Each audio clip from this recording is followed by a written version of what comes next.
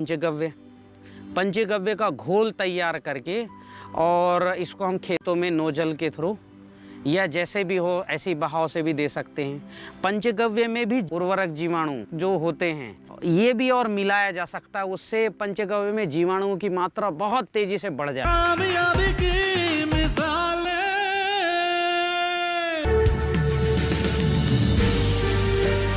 50 साल से लगातार कृषि दर्शन है आपके साथ। खेती की नई तकनीकों से लेकर किसानों की हर समस्या का हल, जारी है कृषि दर्शन का ये सफर।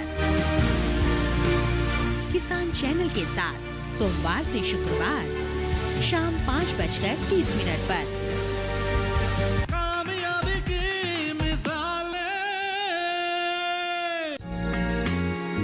भूमि को सजीव बनाने के लिए ताराचंद जी एक विशेष कंपोस्ट खाद बनाते हैं जिसे सजीव खाद भी कहते हैं। इसके लिए वो गाय का गोबर, खरपतवार, चारे और भूसे के ढेर को 2.5 फुट की ऊंचाई तक फैला देते हैं और फिर उसे चारों तरफ से पानी से गीला कर दिया जाता है।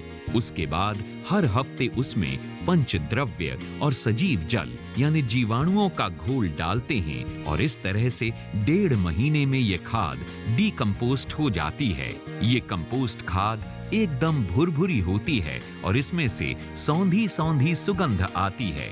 इस सजीव खाद को वैज्ञानिकों ने इको ह्यूमस खाद का नाम भी दिया है क्योंकि ये खाद जीवाणु इकोसिस्टम से तैयार की जाती है। एक तो ये मित्र खाद है जो मिट्टी में जीवाणुओं की संख्या को तीव्रता से बढ़ाकर उसे सजीव और उर्वरक बना देती है, जिससे मिट्टी में आर्द्रता बनी रहती है। जो गोबर का ढेर है, गोबर, पत्ती, चारा, भूसा, ये सब को ट्राली में भर के लाके हम जो है ज़मीन पे गिरा देंगे और जो थोड़ा ऊंचा ढेर बनता है 3-4 फुट का उसको फैला देंगे, 2.5 फुट का वो हो। फिर इस पे हम जो है पानी का पूरा घोल डालते हैं, पूरा पानी से पूरा ऊपर तक नीचे भिगा देते हैं। उसके बाद हर हफ्ते सजीव जल मतलब पंचगव्य और जीवाणुओं का घोल इसको उसके ऊपर डालते हैं। तो वो गोबर जो है 1.5 महीने में 45 दिन 50 दिन में पूरी तरह से डिकम्पोज हो जाता है। और साथ ही जैविक कीट नियंत्रक का प्रयोग भी वे करते हैं जिससे पौधों को कीटों तथा बीमारियों से बचाया जाता है।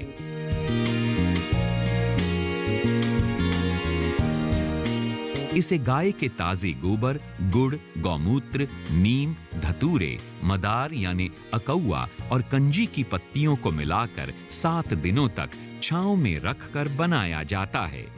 अब हमारा जो पौधा जो बढ़ रहा है उसके लिए मैं 2 तरह के फार्मूले मैंने बनाए हैं। एक गौमूत्र से बनाते हैं, एक मट्ठा से बनाते हैं। गौमूत्र से बनाने के लिए क्या करते हैं कि एक हम मिट्टी का घड़ा लेते हैं, मिट्टी के घड़े में 200-250 ग्राम गोबर और थोड़ा 50 ग्राम गुड़ मिला देते हैं।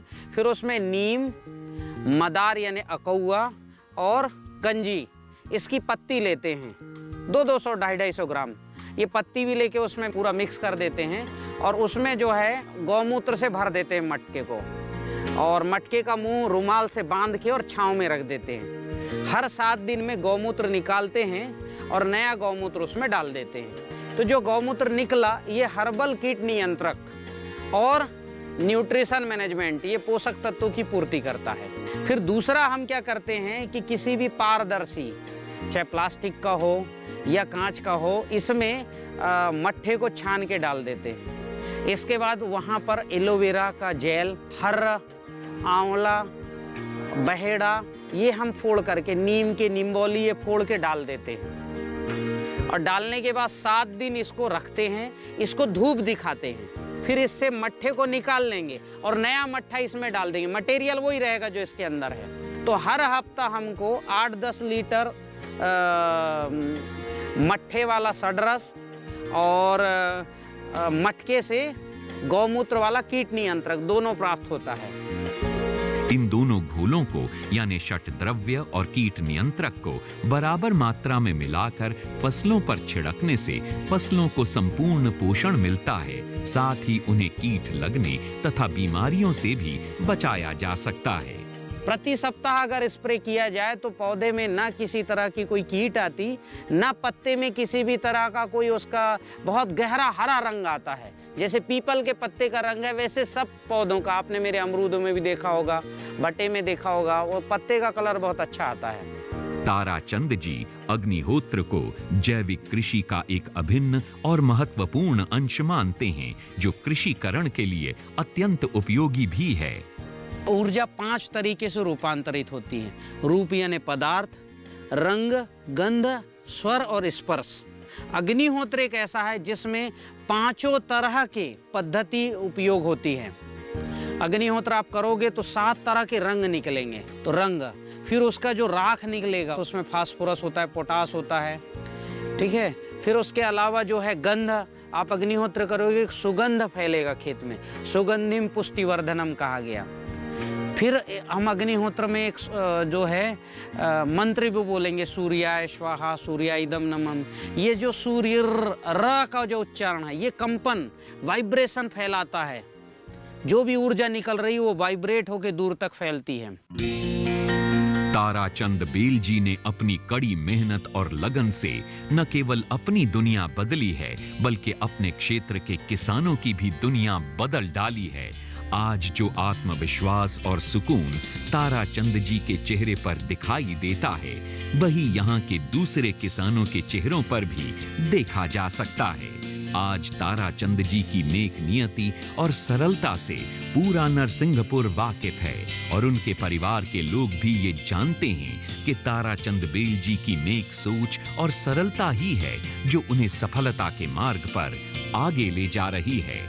ताराचंद बेल जी की लोकप्रियता जैविक कृषि करने वाले किसानों के बीच लगातार बढ़ती ही जा रही है और इसके साथ ही बढ़ रहा है उनका सफलता के नए नए कीर्तिमान स्थापित करने का जज्बा।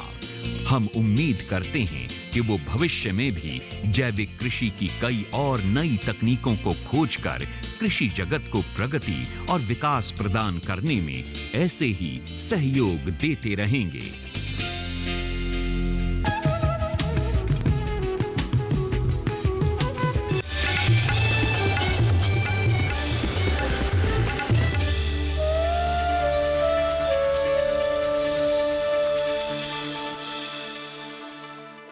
इस धरा की माटी पर लिखनी एक नई कहानी है, जैविक खेती के बल पर लानी सुबह सुहानी। खेती किसानी से जुड़ी रोचक जानकारियों से भरा कार्यक्रम धरती का अमृत जैविक खेती देखना न भूलें। प्रत्येक मंगलवार दोपहर 4:30 बजे डीडी किसान चैनल पर।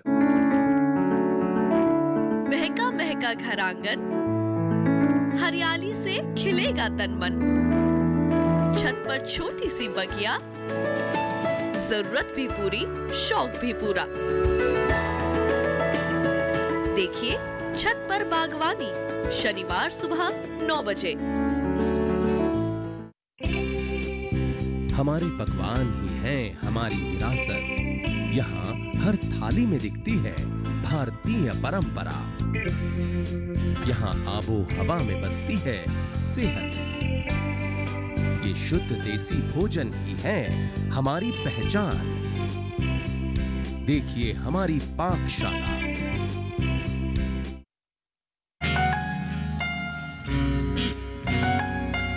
लिखा जा रहा है ग्रामीण अर्थव्यवस्था का नया विधान।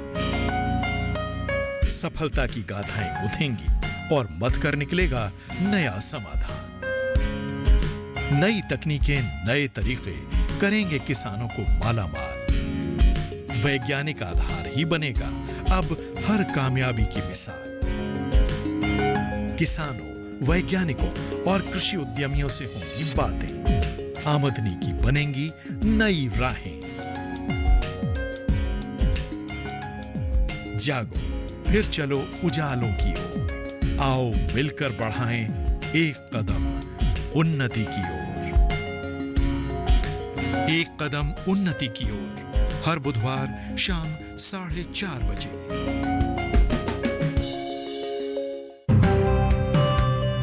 जलते सूरज में तपकर पथरीली जमीन पर सींची है इन्होंने कामयाबी। परिश्रम के गवाह हैं ये लहलहाते खेत। हरियाली बयां कर रही है इनके जुनून की कहानी।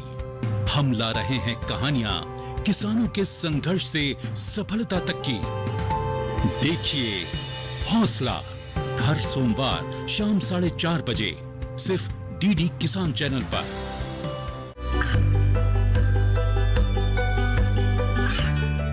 गांवों और पिछड़े क्षेत्रों में सरकारी योजनाओं की जानकारी पहुंचा। देश में कौशल और क्षमता विकास कर ग्रामीणों को सामाजिक बदलाव और विकास से जोड़ने की दूरदर्शन किसान की पहल चौपाल चर्चा देखें सोमवार से शुक्रवार सुबह 9 बजे। आपने महिला किसान के बारे में जो सुझाव दिए हैं उसकी प्रशंसा कृषि मंत्री ने ही नहीं विशेषज्ञों ने भी की है। वाह सिनूरी देवी, महिला किसानी में तुम्हारा नाम का हो गया, तुम तो आसमान में उड़ने लगी हो। सिनूरी देवी को बेस्ट महिला किसान का अवार्ड दिया जाएगा। ये आपका है। किसानी की प्रेरणा तो हमें आपसे ही मिली है। तुम आवाज लेने नहीं जाओगी।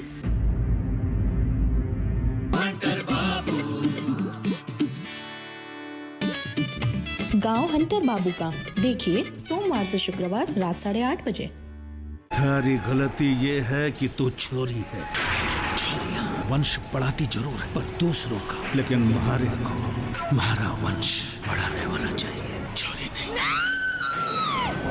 पारो कल की हमारे यहाँ जिस लड़की को खरीद के लाते हैं उसे पारो कहते हैं। स्त्री सताए तीनों गए, धर्म कर्म और वन। न मानो तो देख लो, कौरव रावण कंस।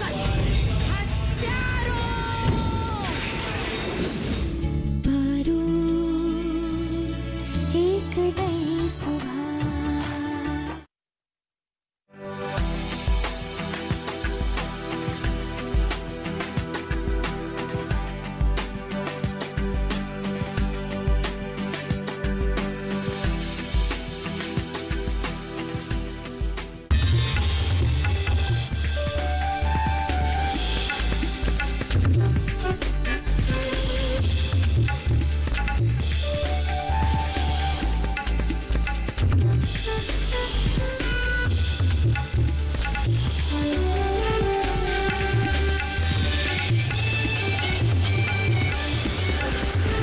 डीडी किसान, बदलते भारत की शान।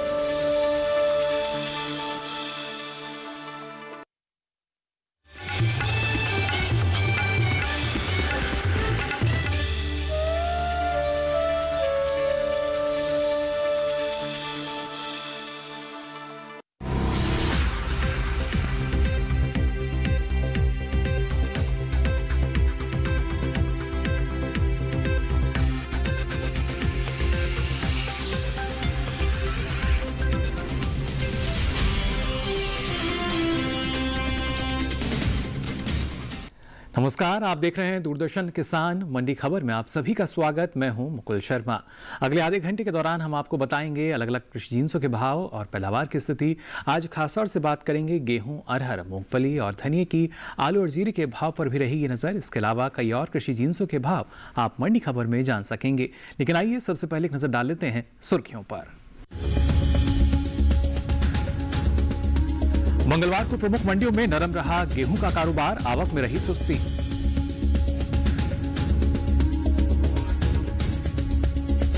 अरहर के कारोबार में रहा मिला जुला रुख, यूपी की राठ और गुजरात की दाहोद मंडी में बड़ा उलटफेर।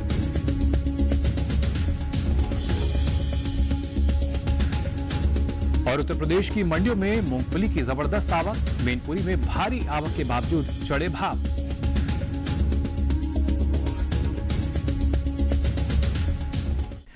बुलेटिन के पहले हिस्से में हम जानेंगे कैसा रहा मक्का, अरहर और मसूर का बाजार। लेकिन पहले बात करते हैं गेहूं के बाजार की। मंडियों में इन दिनों गेहूं की आवक कम है और भाव में सीमित दायरे में नजर आ रहे हैं, बल्कि कई जगह न्यूनतम समर्थन मूल्य से भी कम भाव पर गेहूं बिक रहा है। मंगलवार को ज्यादातर प्रमुख मंडियों में इसके भाव नरम नजर आए।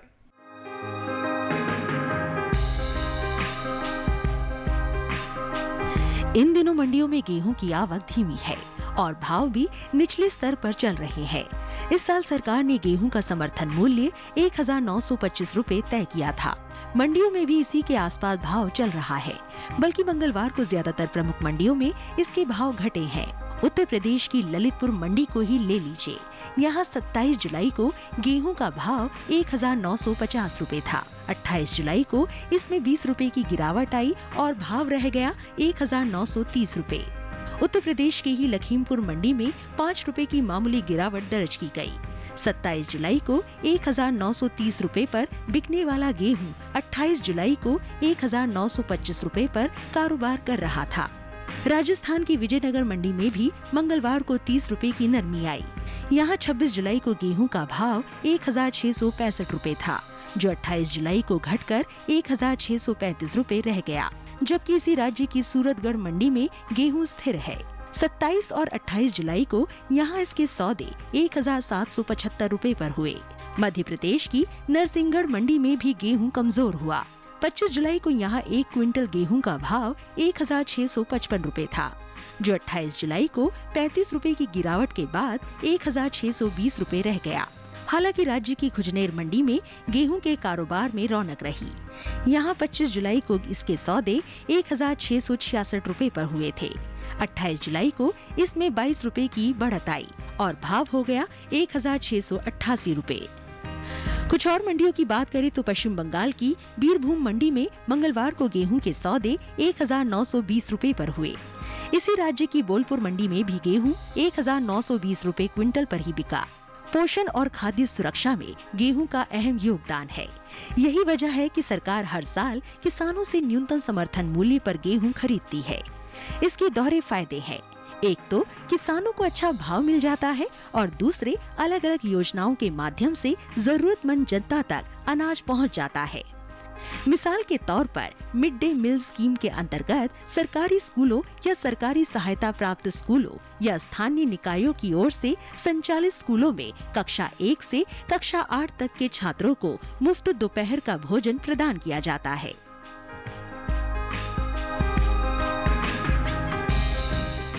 मंडी खबर में आगे बढ़ते हैं, बात करते हैं मक्का के बाजार की। खासतौर से अगर बात की जाए इसके भाव की तो आपको बता दें गुजरात की दाहोद मंडी में मक्का का भाव रहा 2000 रुपए क्विंटल। कर्नाटक की हावेरी मंडी यहाँ भाव रहा 1370 रुपए क्विंटल। पंजाब की जालंधर सिटी मंडी यहाँ मक्का का भाव रहा 1150 रुपए क्विंटल। और आखिर में बात करते हैं राजस्थान की कोटा मंडी की, तो यहाँ भाव रहा 1240 रुपए क्विंटल। ये सभी भाव आवक और गुणवत्ता के अनुसार। और चलिए अब आपको बताते हैं मसूर का भाव क्या दर्ज किया गया अलग अलग मंडियों में। मध्य प्रदेश की सागर मंडी की अगर बात करें तो भाव रहा 5510 रुपए क्विंटल। राजस्थान की प्रतापगढ़ मंडी में भाव रहा 5261 रुपए क्विंटल। उत्तर प्रदेश की ललितपुर मंडी यहाँ भाव रहा 5150 रुपए क्विंटल। उत्तर प्रदेश की ही बांदा मंडी में भाव रहा 5200 रुपए क्विंटल। ये सभी भाव आवक और गुणवत्ता के अनुसार। बुलेटिन में आगे बढ़ते हैं, बात करते हैं अरहर के बाजार की। खासतौर से मंडियों में अरहर को लेकर बहुत ज़्यादा हलचल नज़र नहीं आ रही। मंगलवार को बहुत कम मंडियों में अरहर की आवक दर्ज की गई और भाव की अगर बात की जाए तो मंगलवार को अलग अलग मंडियों में अरहर का मिला जुला कारोबार हुआ। यानी कहीं पर भाव घटते नजर आए तो कुछ मंडियों में एक बड़ा उलटफेर भी रहा।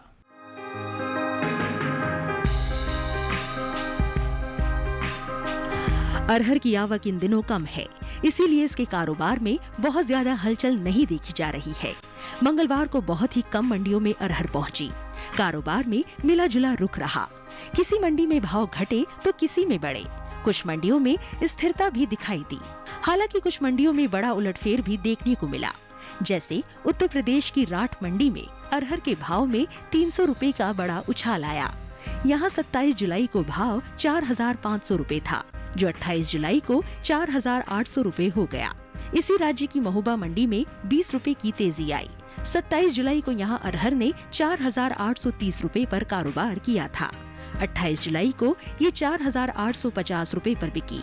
उत्तर प्रदेश की ही गाजियाबाद मंडी में 5 रुपए की मामूली बढ़त रही। यहाँ 27 जुलाई को अरहर का भाव 5320 रुपए था, जो 28 जुलाई को 5,325 रुपए हो गया।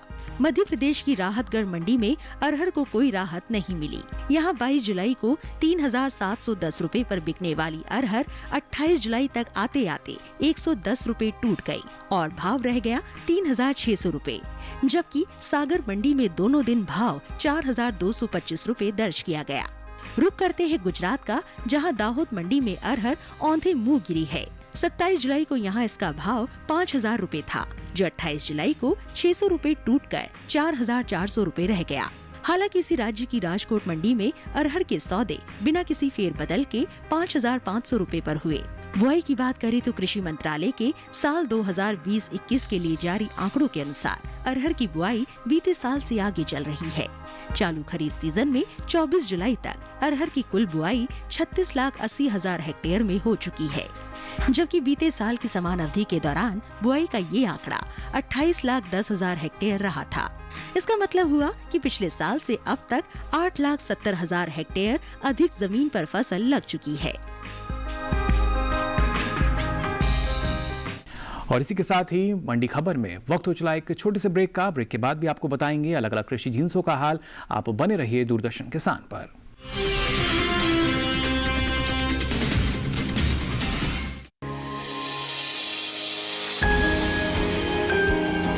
सहेजे कण कण को, सुंदर दे रूप रंग आकार, स्वस्थ जीवन रहे जमी पर, इंद्रधनुष हो साकार। देखिए प्रकृति की ओर, गुरुवार सुबह 9:30 पर।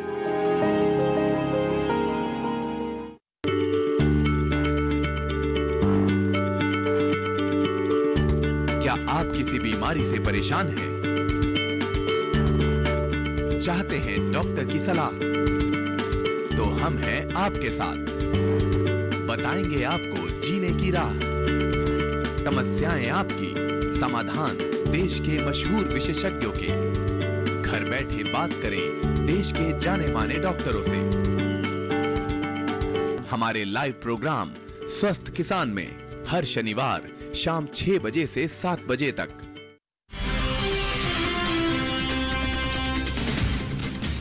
ब्रेक के बाद आप सभी का एक बार फिर स्वागत मंडी खबर में।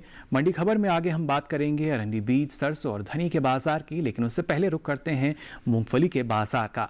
मंगलवार को मूंगफली के बाजार में भी मिला जुला रुख नजर आया। कुछ मंडियों में इसके भाव तेज हुए तो कुछ में नरमी भी दर्ज की गई।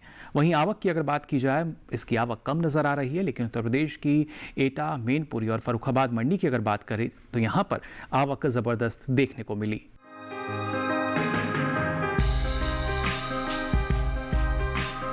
मंगलवार को मूंगफली की सबसे ज्यादा आवक उत्तर प्रदेश की मैनपुरी मंडी में रही। यहाँ 700 टन से भी ज्यादा मूंगफली पहुँची और भाव रहा 4,810 रुपए, जबकि एक दिन पहले यानी सोमवार को इसका भाव 4,780 रुपए रहा था। इस तरह अधिक आवक के बावजूद भाव में 30 रुपए की बढ़ोतरी दर्ज की गई। एटा में भी जबरदस्त आवक देखने को मिली, लेकिन भाव में 50 रुपए की नरमी दर्ज की गई। यहाँ 27 जुलाई को 4,800 रुपए पर बिकने वाली मूंगफली ने 28 जुलाई को 4,750 रुपए पर कारोबार किया। इसी राज्य की फर्रुखाबाद मंडी में भी संकर किस्म की मूंगफली का भाव 50 रुपए टूटा। 27 जुलाई को यहाँ भाव 4,500 रुपए था, जो 28 जुलाई को 4,450 रुपए रह गया। गुजरात की मंडियों में भी मूंगफली में मिला जुला रुख रहा। मंगरोल मंडी में इसके भाव 75 रुपए चढ़कर 5,075 रुपए पर बंद हुए, जबकि एक दिन पहले यहाँ मूंगफली ने 5,000 रुपए पर कारोबार किया था। गुजरात की ही राजकोट मंडी में G20 किस्म की मूंगफली 50 रुपए टूटकर 5,250 रुपए पर बिकी, जबकि सोमवार को इसका भाव 5,300 रुपए था। रुख करते हैं कर्नाटक का। यहाँ की बंगलुरु मंडी में भाव स्थिर रहे और मंगलवार को मूंगफली ने सोमवार के ही स्तर यानी 7,500 रुपए पर कारोबार किया। हालांकि इसी राज्य की रायचूर मंडी में 1,100 रुपए से भी ज्यादा का उछाल देखा गया। 27 जुलाई को यहाँ मूंगफली का भाव था 3,711 रुपए, जो मंगलवार को 4,845 रुपए हो गया। 23 जुलाई तक ओडिशा राज्य से ही 2,068 टन की मूंगफली खरीदी जा चुकी है, जिससे 923 से अधिक किसानों को लाभ हुआ है। बता दें कि इस साल मूंगफली की बुआई का रकबा बीते साल से काफी आगे चल रहा है। आगे बढ़ते हैं, अब आपको बताते हैं रंडी बीज का भाव क्या दर्ज किया गया अलग अलग मंडियों में। राजस्थान की भीनमाल मंडी यहां पर भाव रहा 3,750 रुपए क्विंटल। इसी राज्य की जोधपुर मंडी में भाव रहा 3,350 रुपए क्विंटल। गुजरात की थारा मंडी भाव रहा 3,945 रुपए क्विंटल। और यहीं की लखानी मंडी की अगर बात करें तो रंडी बीज का भाव रहा 3,945 रुपए क्विंटल। ये सभी भाव आवक और गुणवत्ता के अनुसार। आगे बढ़ते हैं, अब आपको बताते हैं सरसों का भाव क्या दर्ज किया गया अलग अलग मंडियों में। गुजरात की लखानी मंडी की अगर बात करें तो भाव रहा 4,450 रुपए क्विंटल।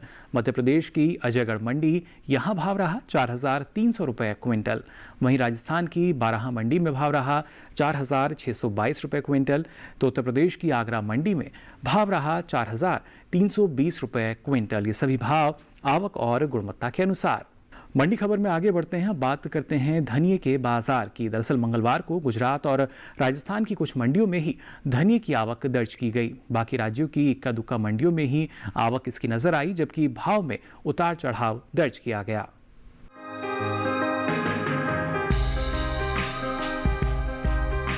एग्माकनेट के अनुसार गुजरात की भानवड़ मंडी में पिछले 3 दिनों के दौरान धनिये में 250 रुपए की उछाल आई है। यहाँ 27 जुलाई को धनिये का भाव 4,250 रुपए था, जो 28 जुलाई को 4,500 रुपए हो गया। राजकोट मंडी में भी 25 रुपए की मामूली बढ़त देखने को मिली। 27 जुलाई को यहाँ धनिये का भाव 5,700 रुपए था, जो 28 जुलाई को 5,725 रुपए हो गया। दूसरी ओर मांगरोल मंडी में इसके भाव 100 रुपए तक गिर गए हैं। 27 जुलाई को 5,780 रुपए पर बिकने वाला धनिया 28 जुलाई को 5,680 रुपए पर कारोबार कर रहा था। राजस्थान की बात करें तो यहाँ की अकलेरा मंडी में धनिया मजबूत हुआ। 27 जुलाई को यहाँ धनिये का भाव 5,550 रुपए था। 28 जुलाई को इसमें 250 रुपए की तेजी आई और भाव हो गया 5,800 रुपए। लेकिन इसी राज्य की बारां मंडी में धनिया 390 रुपए टूट गया। यहाँ 27 जुलाई को भाव था 5,640 रुपए, जो 28 जुलाई को 5,250 रुपए रह गया। जबकि कोटा मंडी में इसका भाव दोनों दिन 5,000 रुपए पर स्थिर रहा। दूसरी मंडियों की बात करें तो मंगलवार को कर्नाटक की बंगलुरु मंडी में धनिये के सौदे 8,100 रुपए पर हुए, जबकि केरल की अरूर मंडी में 14,200 रुपए और मध्य प्रदेश की नरसिंहगढ़ मंडी में 5,550 रुपए भाव रहा। धनिये की उपज की बात करें तो इस साल धनिये की पैदावार अन्य मसालों के मुकाबले सबसे आगे रह सकती है। कृषि मंत्रालय की ओर से 2 जून को बागवानी फसलों के लिए जारी दूसरे आकलन में धनिये की उपज में बढ़त की उम्मीद जताई गई है। धनिये की पैदावार में लगभग 1,64,000 टन की बढ़त का अनुमान है। इस साल देश में धनिये की उपज 7,56,000 टन की रह सकती है, जो पिछले वर्ष 5,92,000 टन की रही थी।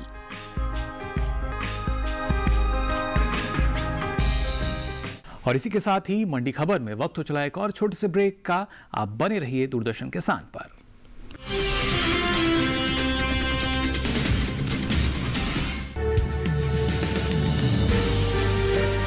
50 साल से लगातार कृषि दर्शन है आपके साथ। खेती की नई तकनीकों से लेकर किसानों की हर समस्या का हल, जारी है कृषि दर्शन का ये सफर। किसान चैनल के साथ सोमवार से शुक्रवार शाम 5:30 पर।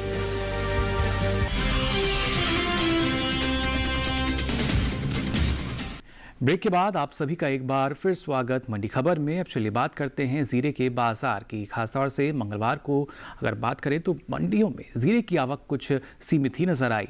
वहीं दूसरी ओर इसके भाव को अगर देखा जाए तो एग्माकनेट के अनुसार गुजरात की अलग अलग मंडियों में आपको बता दें, धरोल मंडी की अगर पहले बात करें तो यहाँ पर भाव रहा 10,900 रुपये क्विंटल, जबकि मोरबी मंडी यहाँ भाव रहा जीरे का 11,525 रुपये क्विंटल।